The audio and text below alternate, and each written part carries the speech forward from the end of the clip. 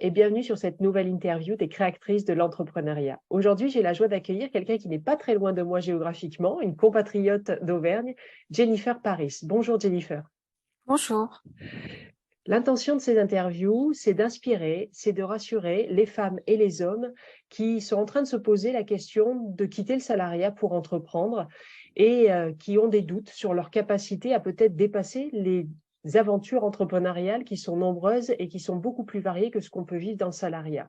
Toutes ces femmes, depuis presque un an, nous donnent la vision de leur métier, qu'est-ce qui a fait qu'elles ont déclenché le fait de quitter le salariat et comment elles ont traversé les premières semaines, les premiers mois. En tout cas, la majorité que j'interviewe sont dans les 3 premières années de leur vie d'entrepreneuse et elles ont toujours des stratégies, des astuces, des méthodes informelles ou formelles qu'elles ont trouvées et à mettre en œuvre pour pouvoir dépasser ces obstacles et réussir de plus en plus dans cette vie entrepreneuriale.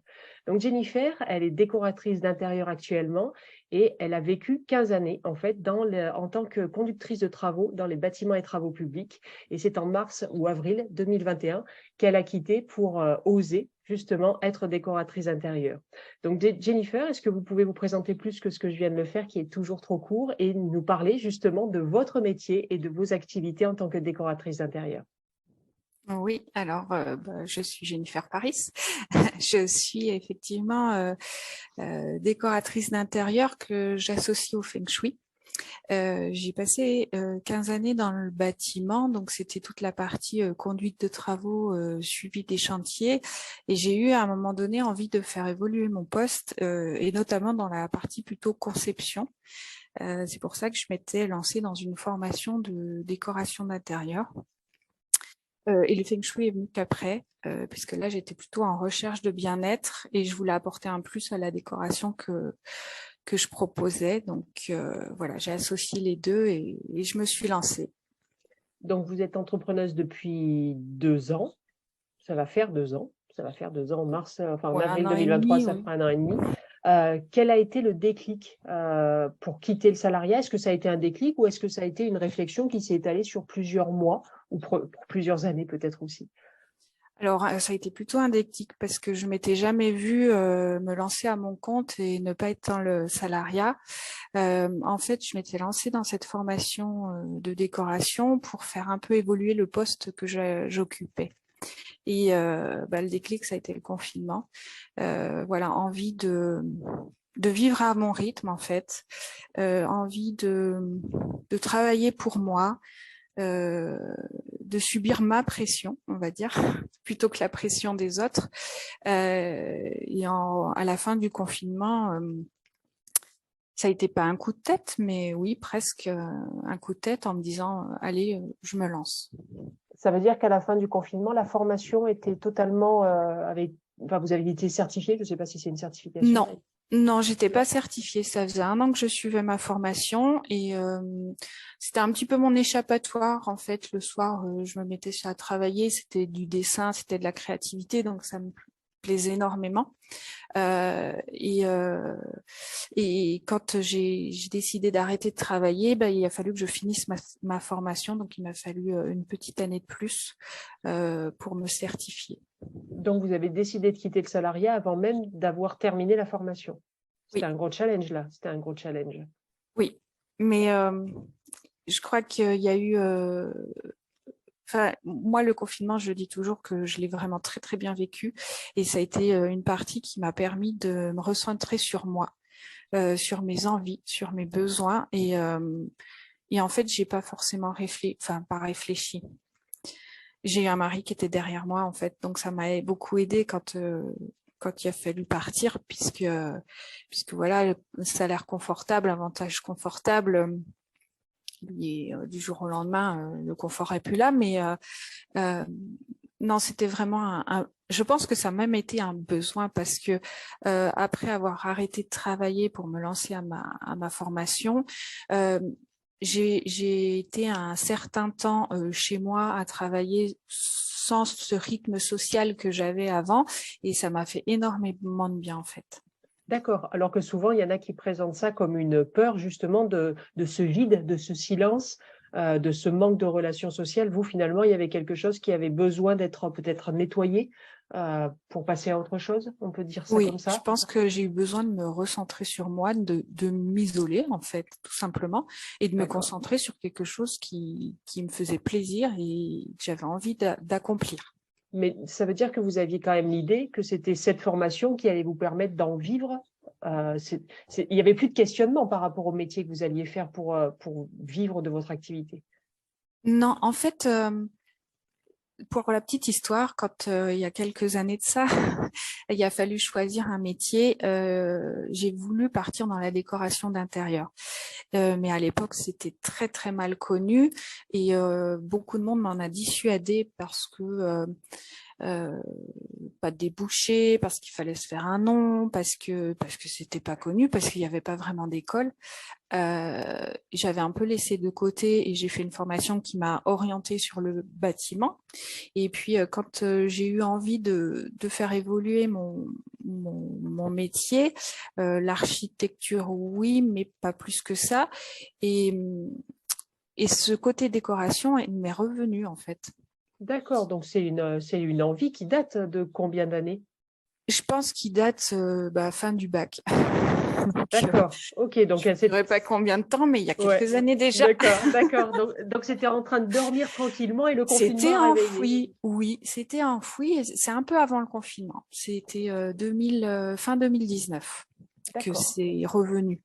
Ok. Et est-ce que j'ai déjà interviewé quelqu'un qui s'est installée décoratrice et elle disait en fait qu'elle faisait déjà de la décoration de manière officieuse, informelle pour tous les amis, la famille et soi-même. Est-ce que c'était votre cas aussi? Parce que est-ce que ça vivait déjà quand même?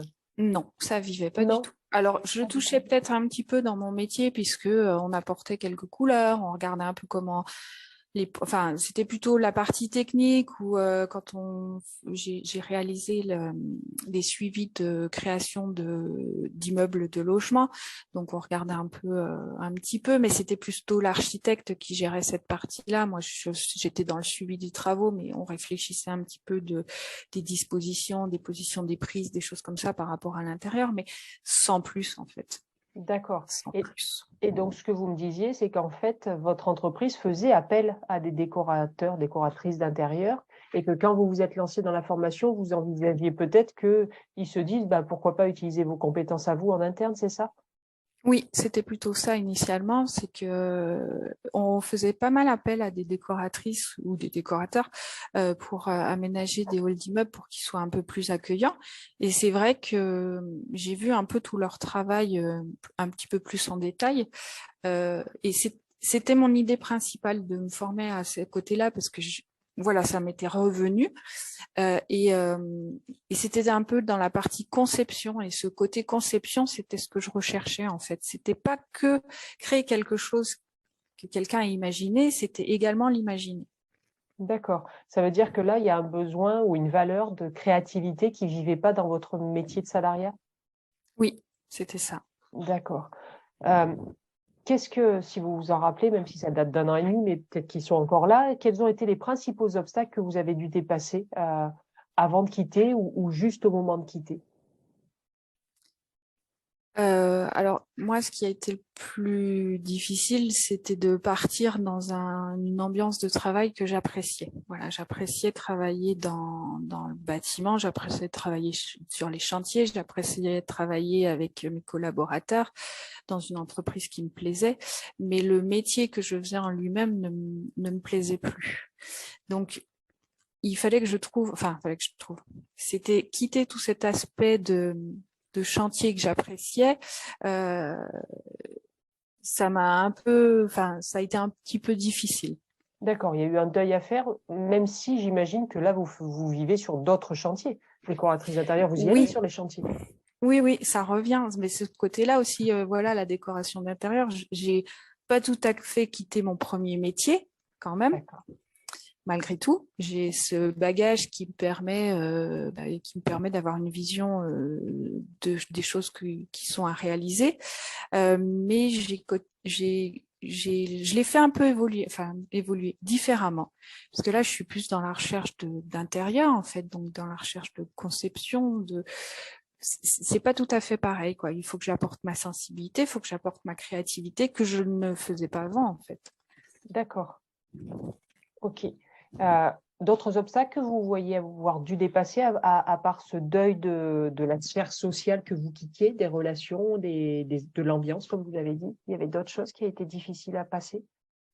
Non, pas forcément. Alors, plutôt les peurs par rapport à mon confort de vie. D'accord. Puisque voilà, j'avais un niveau de confort financier très agréable. Donc, D'accord. quand je suis partie, il y a cette peur de se dire, on quitte ça, qu'est-ce qu'il y a après, en fait? Et dans combien de temps? Et dans combien de temps? Ah oui, oui, c'est sûr. Ouais. Le après est sur combien de temps? Oui. Ouais. Vous avez quitté, enfin si c'est pas indiscret, vous avez quitté grâce à une rupture conventionnelle ou vous Oui, avez... D'accord, ok, oui, oui. d'accord. Ça, vous avez dû le travailler justement, cette peur du manque financier. Enfin, les personnes que j'accompagne en général, c'est la peur, la première peur qui est dite, c'est j'ai peur de ne pas avoir assez pour vivre, quoi. Je l'ai pas travaillé en fait. Non? Parce que non, je l'ai pas travaillé parce que je me suis directement concentrée sur ma formation de déco Ok. et quelques mois plus tard, j'ai eu en plus ma formation de Feng Shui. Donc j'ai vraiment eu d'autres objectifs et qui m'ont occupé l'esprit. Et c'est vrai qu'avec une rupture conventionnelle, on a quand même les aides à côté. Donc il n'y a pas eu cette peur et il n'y a pas eu de choses, enfin il n'y a pas eu une grosse peur à surmonter. Donc, je pense que ça s'est fait plus ou moins naturellement. Et pendant vos deux formations, puisqu'il y a eu deux formations, vous essayez déjà de développer la clientèle ou vous avez attendu d'être formé pour voir comment trouver des clients? Alors, c'est là où, avec du recul, je l'aurais pas fait de la même manière parce que, D'accord, c'est intéressant. effectivement, j'ai attendu d'avoir ma formation décoration pour vraiment travailler la partie communication de ma société. Et même, je vois, quand je suis partie de l'entreprise dans laquelle j'étais, je parlais pas du après. J'ai jamais parlé avec les gens. Pourtant, j'étais dans le bâtiment, donc j'aurais pu développer. Je l'ai pas parlé parce que, vis-à-vis de mon employeur, je trouvais que ça le faisait pas forcément.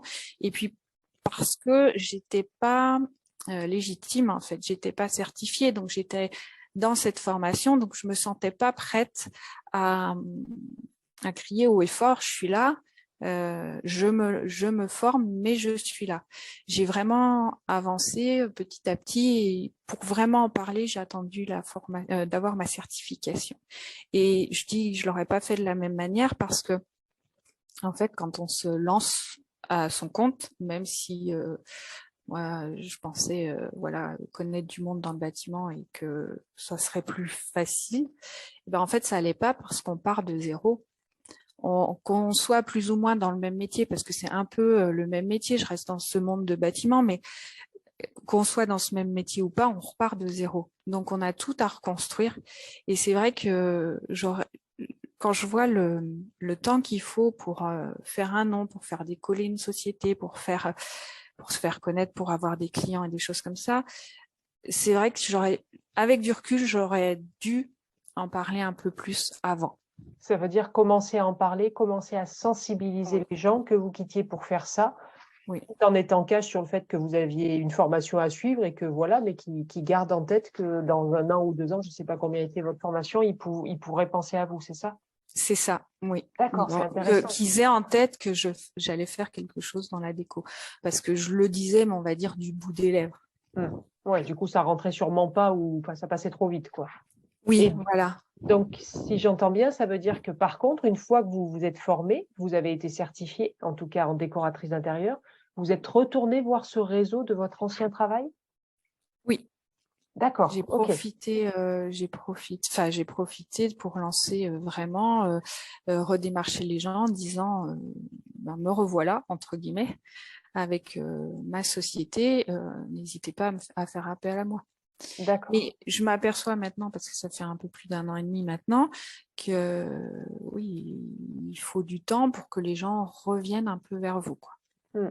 Oui, parce que là, il y a eu du silence et pour eux, on sort de leur planète, on sort de leur vision, en fait. Donc, Oui, effectivement, c'est ça. c'est intéressant de le dire. Ça, c'est très, très intéressant et c'est, enfin, on l'a pas, c'était pas forcément souvent entendu verbaliser comme ça que des fois, on se freine aussi d'en parler autour de soi, alors qu'on a des relations avec ces gens et qui nous apprécient sûrement, ou enfin certains en tout cas. Donc, on peut s'aider les uns les autres finalement, c'est ça. Mais même quand on lance un projet, je pense qu'au début, on en parle, je dis du bout des lèvres parce que c'est vraiment ça. On n'ose pas, je pense, la plupart des personnes, hein, parce on a peur de et si ça marchait pas ou et si j'allais pas au bout du projet. Et je pense qu'avec du recul, ben faut justement pas hésiter. Parce que ben voilà, il y aura forcément des hauts, des bas, des obstacles qu'il faudra franchir. Ça mettra un certain temps, plus ou moins rapide, mais faut pas hésiter à en parler et pas le crier haut et fort, mais ouais. Pas le crier, mais oser en parler juste. Oser en parler, oui, que ça commence à faire son petit bonhomme de chemin parce que ça Mm. met énormément de temps à circuler en fait. Ouais. Ce qui est intéressant, c'est que ça met du temps, mais en fait, une fois que ça a commencé à germer, ça va de plus en plus vite. Est-ce que vous constatez ça, vous aussi, Jennifer? Alors oui, moi ça marche que par le bouche à oreille jusqu'à présent. Excellent. Donc c'est pour ça que je dis que ça met du temps parce qu'il faut le temps que le bouche à oreille se fasse. Et c'est vrai que une chose apporte une autre en fait. Donc le fait d'en parler, plus tôt on en parle, plus tôt ça va germer chez les gens. On m'avait souvent dit, et c'est vrai, hein, c'est semer ces petites graines pour avoir les fleurs en fait. Et il faut le temps que la fleur pousse et que la fleur On puisse éclot. l'accueillir. Voilà, qu'on puisse l'accueillir. Donc il faut vraiment ne pas hésiter en amont, quoi. Parce que c'est pas du jour au lendemain que ça arrivera. Ouais. Là, ce que vous évoquez, c'est ce qu'on appelle le syndrome de l'imposteur, c'est avoir cette impression de ne pas être légitime à parler de son projet, à parler de soi, etc. Des fois, il y a aussi la peur. Je n'en parle pas parce que j'ai pas envie qu'on me dise, mais t'es folle. Tu te prends pour qui de penser que tu vas réussir à te lancer comme ça dans un métier qui peut-être n'est pas très loin de ton métier actuel, mais qui quand même est un nouveau métier. Et en fait, souvent les gens projettent leur peur sur nous et c'est aussi une sorte de bouclier de ne pas en parler. Oui, c'est ça. C'est le fait de et si ça marche pas, ouais. qu'est-ce qu'on va penser de moi? Qu'est-ce que l'image que ça va redonner? Oui, mais c'est certain. Oui, c'est sûr que c'est ça. Ouais, peur du jugement et de la comparaison. Et puis finalement, comme vous dites très justement avec le recul, bah voilà, il y en a qui auraient aimé peut-être le savoir plus tôt pour peut-être donner un coup de main, peut-être dans votre réseau. Voilà, parce que vous aviez des relations, donc ça peut être pris comme une marque de confiance de vous être confié aussi. Donc il y a plein d'apprentissages derrière. C'est très intéressant. Avec le recul ou actuellement, est-ce que vous diriez que l'entrepreneuriat vous a fait développer des nouvelles qualités? Oui. Alors déjà, comment dire, ne plus dépendre, enfin ne plus se reposer sur une société qui n'est pas forcément la nôtre. Et moi, alors c'est sortir de ma zone de confort, on le dit souvent, mais c'est moi, c'est me mettre en avant mon métier et ce que je fais. Jusqu'à présent, je mettais plutôt en avant le métier en général. Quand je travaillais dans une entreprise, c'était mettre en avant l'entreprise pour laquelle je travaillais, mais pas forcément mes compétences. Et là, c'est vrai que c'est ma société et moi, c'est la même, donc c'est se mettre en avant, ce qui était pour moi qui n'a pas été vraiment facile. Et comment vous avez fait pour le dépasser? Ah, j'y travaille encore. Ouais. Ok. Non, c'est travailler sur cette confiance en soi dont on parle beaucoup, parce que la vie fait que moi, je suis quelqu'un qui remet énormément en question. Donc, essayer de dépasser certaines peurs, essayer de d'aller au contact en fait. Donc moi il a fallu que je me crée un autre réseau, donc un réseau supplémentaire pour évoluer quoi. Donc j'ai été dans plusieurs associations d'entrepreneurs pour me faire connaître et puis c'est là où il faut parler de soi quoi. Faut oser parler de soi. Et ça, vous avez appris, vous vous êtes fait accompagner peut-être à parler de vous? Ou c'est à chaque fois que vous apprenez de chaque interaction? Je me suis fait accompagner sur la partie confiance en soi. J'ai fait un atelier qui était très bien sur justement aller chercher quelles sont Les ressources intérieures. ses ressources intérieures et puis tout son bagage, quoi. En fait, quand on avance sans regarder un peu en arrière, on va dire, je dis pas qu'il faut ressasser le passé, mais regarder tout ce qu'il y a bien en arrière, se poser des questions sur soi, sur quelles sont mes compétences, où est-ce que je suis bonne en fait. Là, tout ça peut permettre aussi de retrouver cette confiance qu'on perd au fur et à mesure qu'on travaille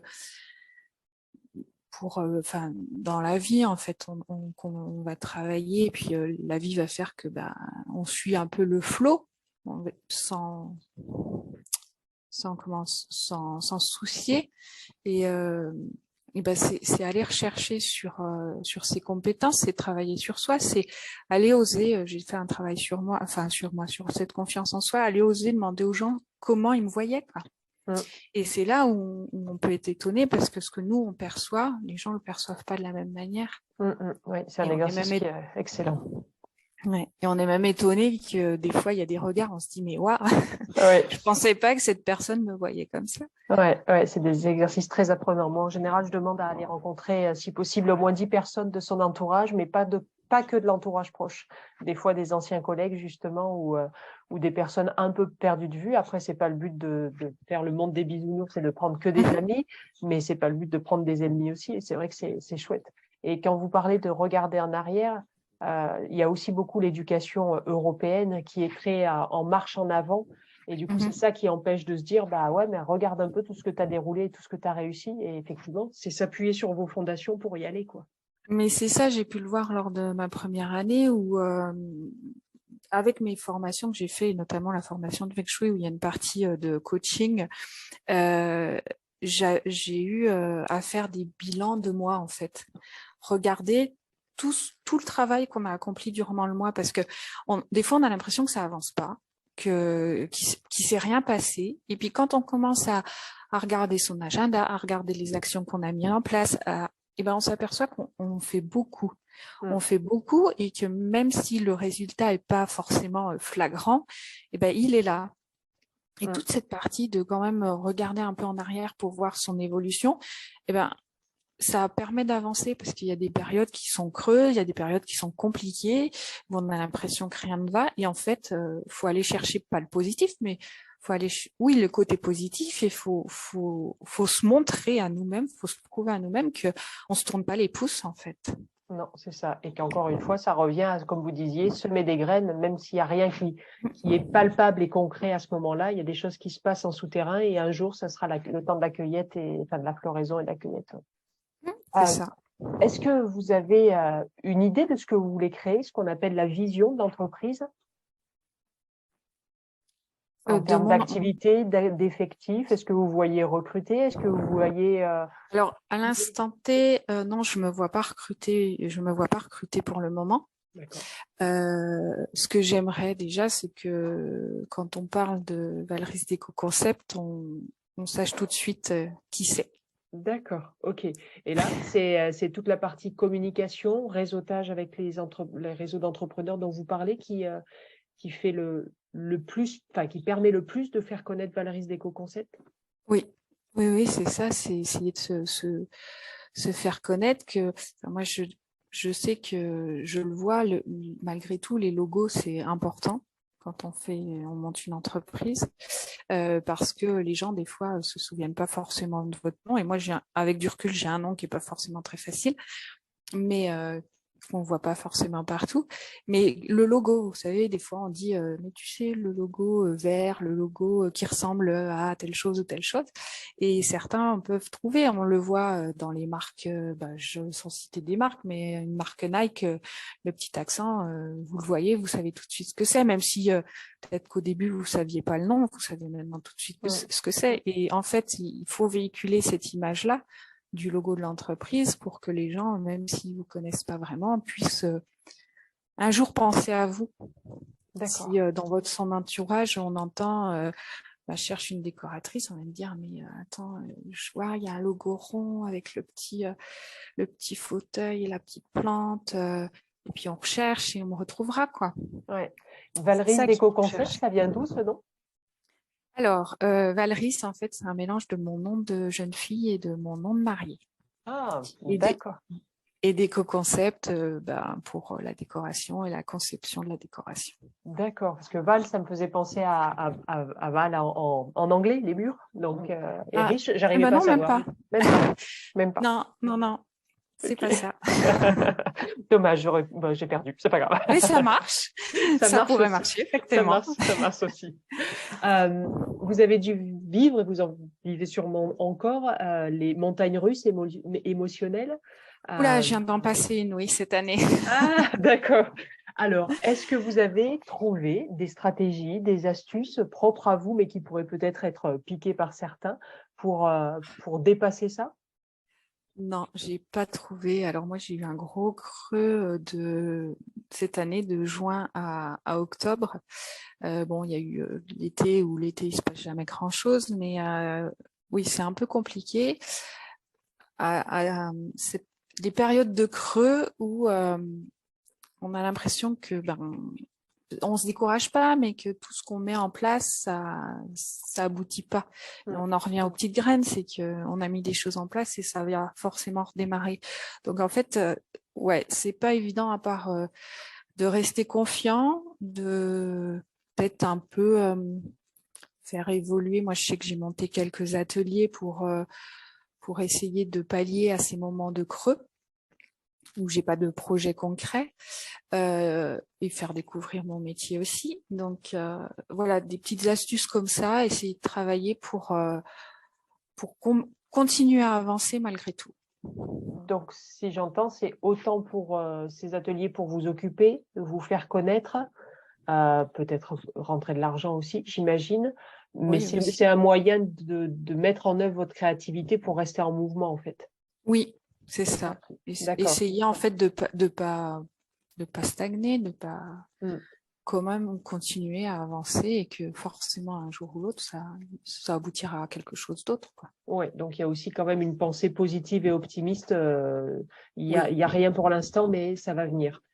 oui, Des fois, les personnes sont plutôt à rester en elles, à procrastiner, c'est-à-dire à remettre encore et encore des nouvelles choses en place, mais dans peut-être 10 ans, donc ça sert à rien. Alors que vous, en fait, vous restez en mouvement, donc c'est une très belle qualité en tant qu'entrepreneur, en tout cas.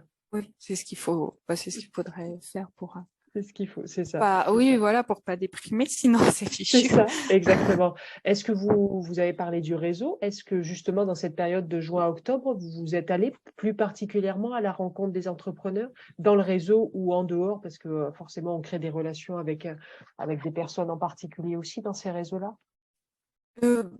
Alors, j'ai pas forcément, peut-être effectivement réalisé un petit peu plus d'entrevues, euh, mais je l'ai pas forcément poussé en fait. D'accord. J'ai essayé de faire des démarches différentes auprès de particuliers. Cet été, oui, j'ai été prospecter un peu avec des flyers dans des boîtes aux lettres. Alors, ça n'a pas forcément eu des retours à l'instant T. Il y en aura certainement peut-être à un moment donné, mais oui, voilà, c'est ce fait d'être toujours en mouvement. Donc voilà, il y a une période de creux, faut peut-être relancer un peu la machine de la communication et du réseautage pour relancer les choses, quoi. Est-ce que vous êtes du genre aussi pendant ces périodes de creux, à essayer de prendre soin de vous plus particulièrement aussi, en se disant que quand Non, ça va commencer, quand ça va démarrer, il vaudrait mieux être en forme? non, pas forcément, parce que j'essaye malgré tout de prendre soin de moi, enfin régulièrement. Oui, assez souvent. D'accord, ok. Mais donc les périodes de creux vous font pas dire, bon, si ça arrive pas, c'est peut-être que justement en termes d'énergie, je suis pas encore comme il faut, donc je vais reprendre soin de moi ou mieux, plus, je sais pas comment il faut dire, puisque vous dites que vous prenez Alors, soin de oui, vous. peut-être pas forcément plus, mais peut-être un peu mieux. D'accord, ok. Se recentrer un peu sur soi et sur ses capacités.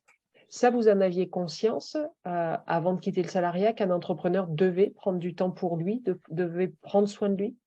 Non, Non, parce que j'étais dans un rythme fou où matin les enfants, la journée travail, le soir les enfants.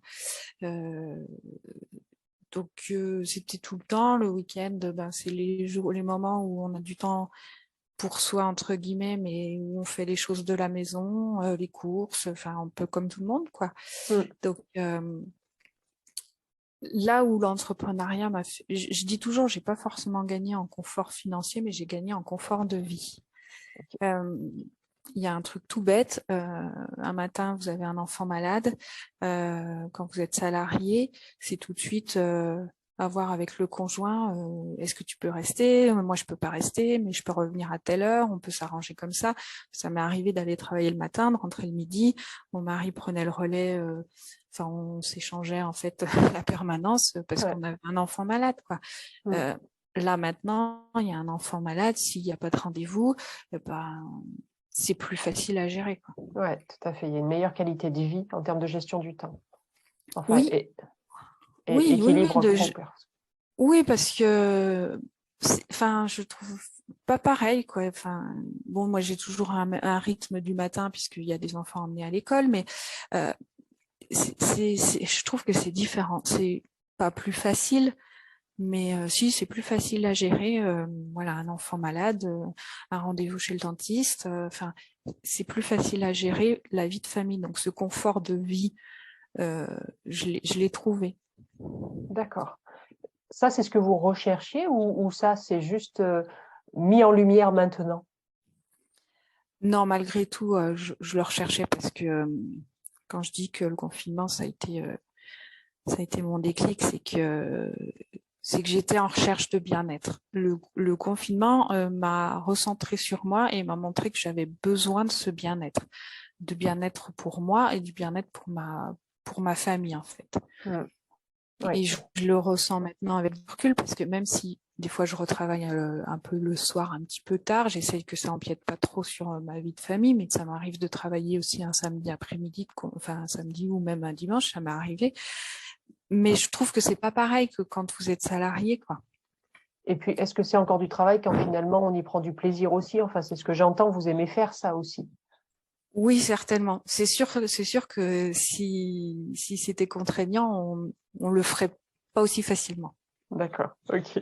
C'est une belle Donc prise de c'est conscience aussi. oui, oui, oui. Quelles sont vos plus grandes joies dans cette vie d'entrepreneuse? Euh, de vivre à mon rythme. D'accord. Bon, je suis pas quelqu'un qui aime se tourner les pouces, donc faut toujours que ce soit que je sois en activité. Euh, mais de plus courir après ce temps que bah, le matin vous déposez vos enfants, vous repartez, même si j'ai encore à déposer mes enfants à l'école. Maintenant, je les récupère le soir, il y a les devoirs, mais après les devoirs, je m'occupe, enfin je travaille pendant que eux ils jouent un peu. Enfin, il y a ce confort de vie qui pour moi était très important. Mm. Et ça n'a pas de prix, visiblement. Donc, même si on perd en confort financier, Ah, mais oui, c'est ça? oui, oui, ça n'a pas de prix. Ça Ok. n'a pas de prix parce que même dans l'ambiance familiale, elle se ressent. Ok. Quelle réussite on vous souhaite d'ici 2 ans? Enfin, pour Jennifer et puis pour Valérie de Co-Concept. Bah, pour moi, c'est d'être toujours aussi satisfaite du travail que je fais.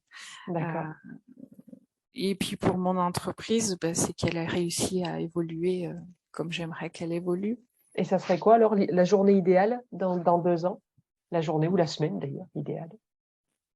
Bah, c'est d'avoir, alors c'est peut-être plus à long terme, moi, c'est d'avoir vraiment un roulement dans mes projets et D'accord. d'avoir moins de creux comme j'ai pu le vivre. Voilà, parce que c'est vraiment que, enfin, on aura toujours ces montagnes russes, je pense, quand on est entrepreneur, où à un moment donné il se passe rien, puis à un moment donné ça repart plein boum, on sait plus où donner de la tête. Mais d'avoir une vision un peu plus lointaine en fait des projets, de ce qui peut tout faire tourner l'entreprise. Savoir ce qui va arriver comme projet, pouvoir prioriser des projets en fonction de leur. Oui, D'accord, c'est ok. ça. Avoir une vision à plus long terme, parce que là, j'ai vraiment, moi, enfin, j'ai travaillé dans le bâtiment où il fallait qu'on ait la vision jusqu'à la fin du chantier. Donc, pour Mm. moi, c'est assez frustrant. Euh, de pas avoir cette vision-là aussi lointaine que j'avais l'habitude d'avoir. D'accord, mais alors ce que j'entends, c'est que vous travaillez plus pour des particuliers que pour des entreprises maintenant? C'est un peu 50-50. 50-50. Et les Oui, entreprises sont pas pour voir justement un planning qui vous donnerait cette visibilité? ben, j'ai pas les projets à l'heure actuelle qui me permettent d'avoir ces visibilités en fait. D'accord. C'est vrai que les projets arrivent vraiment, enfin, jusqu'à présent, ils arrivent par 2 ou par 3 d'un coup. D'accord, ok. Donc Donc là, c'est la régulation du robinet qui va être compliquée à régler, effectivement, mais, oui, ben, j'aimerais bien. mais c'est bien, il n'y a pas de raison. Après, ça veut dire que ça sera à vous de dire, s'il y en a 10 clients qui veulent un projet en même temps, ce sera à vous de prioriser en disant, bah, écoutez, moi, ce que Oui, je peux le faire, c'est ça. Donc, il faut qu'il y ait un peu plus de masse qui arrive pour pouvoir faire cette régulation, j'imagine. mm. Le côté feng shui, on n'en a pas parlé. C'était quelque chose que vous aviez envie de développer avant ou vous avez... Non. Non, ok. Non, en fait, c'est quand je faisais ma formation de décoratrice, il manquait quelque chose. J'avais l'impression que c'était pas abouti. Et puis, en regardant un petit peu, enfin, ça a été un peu, ça a été une période où j'étais en recherche de bien-être intérieur pour moi en fait. Et le hasard m'a fait tomber sur la formation que j'ai suivie de Feng Shui.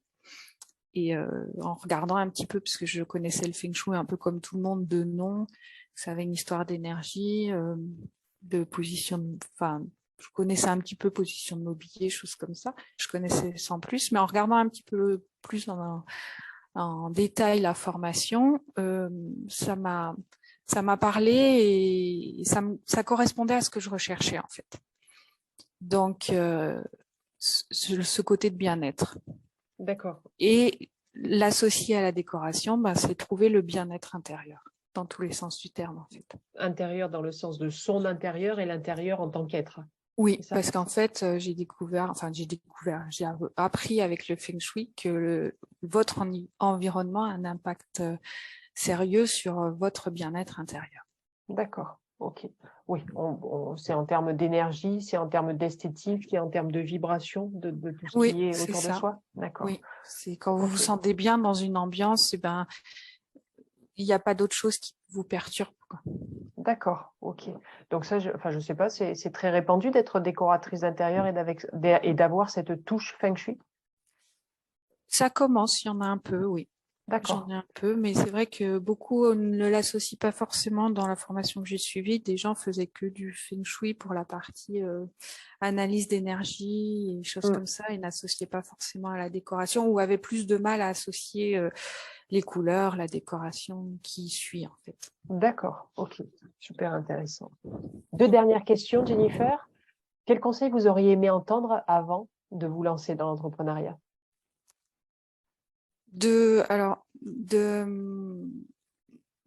Moi j'aurais aimé être accompagnée pour lancer la société. D'accord. Voilà. Donc le conseil, c'est de trouver quelqu'un qui vous donne un petit peu la marche à suivre, parce que j'ai un D'accord. peu tâtonné en regardant sur Internet tous les dires des pour se lancer, quelle est la démarche à faire, qu'est-ce qu'il faut, Le où faut statut, aller, quel est le quel statut à prendre? statut, voilà.